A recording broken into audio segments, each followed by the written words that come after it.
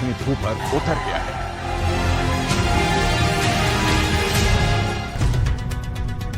इसरो के मुताबिक चंद्रयान 3 के 3 अहम मकसद हैं। पहला, विक्रम लैंडर की चांद की दक्षिणी सतह पर सुरक्षित और सॉफ्ट लैंडिंग।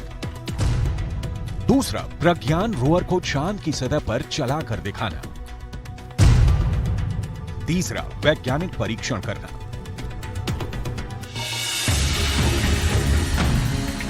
चांद के दक्षिणी ध्रुव की धरती पर दस्तक देना ये एक ऐसा प्रोजेक्ट था जिसे ना तो अमेरिका का नासा पूरा कर सका, ना यूरोपियन यूनियन की स्पेस एजेंसी कर पाई। चीन तो सिर्फ सपना ही देखता रह गया। रूस का सफर आखिरी मुकाम से पहले धड़ाम हो गया, लेकिन भारत का चंद्र मिशन अब विश्व विजयी अभियान बनकर सामने आया है।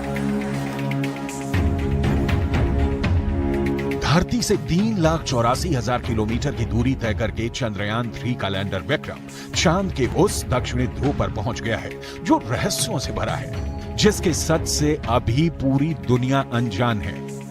भारत के उदयमान भाग्य के आह्वान का है।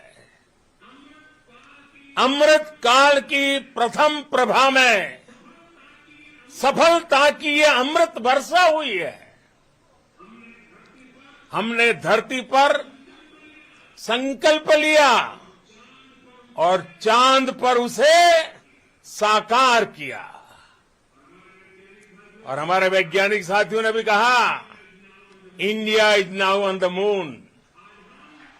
आज हम अंतरिक्ष में नए भारत की नई उड़ान के साक्षी बने हैं। नासा का दावा है कि चांद के दक्षिणी ध्रुव पर बर्फ है। कई तरह के प्राकृतिक संसाधन भी हो सकते हैं, लेकिन दुनिया अब तक हकीकत से वाकिफ नहीं है। लेकिन अब विक्रम लैंडर के साथ गया प्रज्ञान रोवर इसे मुमकिन कर देगा। प्रज्ञान रोवर और विक्रम लैंडर 14 दिनों तक चांद के दक्षिणी ध्रुव के हर रहस्य से पर्दा उठाएंगे। नासा का मानना है कि चांद के दक्षिणी ध्रुव का बड़ा हिस्सा ऐसा है जहां सूरज की किरणें नहीं पड़ती। चांद के इस हिस्से में बड़े बड़े गड्ढे हैं, जिसे अंतरिक्ष विज्ञान की भाषा में क्रेटर कहा जाता है। ज्यादातर गड्ढे ऐसे हैं जहां अरबों साल से अंधेरा है। नासा के मुताबिक गुप्त अंधेरे के बीच यहां बर्फ ही बर्फ जमा हो सकती है। चांद के दक्षिणी ध्रुव पर जमी बर्फ का विश्लेषण अब चंद्रयान 3 के विक्रम लैंडर के साथ गया प्रज्ञान रोवर करने वाला है।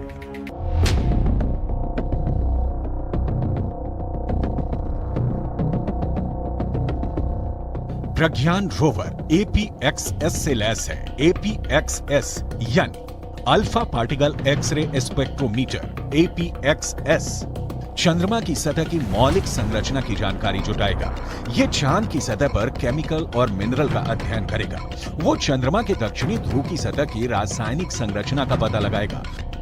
वहीं रोवर में लगा लिप्स यानी laser induced breakdown spectroscope landing site के आसपास की चांद की मिट्टी और चट्टानों में मैग्नीशियम और एल्यूमिनियम जैसे रासायनिक तत्व किस अनुपात में मौजूद हैं, इसका विश्लेषण करेगा। रोवर जो डेटा इकट्ठा करेगा उसे लैंडर के पास भेजेगा। लैंडर उसे प्रोपल्शन मॉड्यूल के पास भेजेगा। प्रोपल्शन मॉड्यूल में एस बैंड ट्रांसपोंडर भी लगा है, जिसका सीधा संपर्क इंडियन डीप स्पेस नेटवर्क के पास रहेगा। यानी जो सिग्नल लैंडर रोवर से मिलेगा उसे एस बैंड ट्रांसपोंडर भारत को भेजेगा। प्रज्ञान के काम की शुरुआत लेजर बीम के साथ होगी। लेजर बीम की मदद से रोवर चंद्रमा की सतह के एक टुकड़े को पिघला देगा। इस प्रक्रिया में मौके से जो गैसें निकलेंगी, रोवर उन गैसों का विश्लेषण करेगा। अंदाजा ये भी है कि चांद के दक्षिणी ध्रुव पर अरबों सालों से पानी बर्फ के रूप में जमा हो सकता है।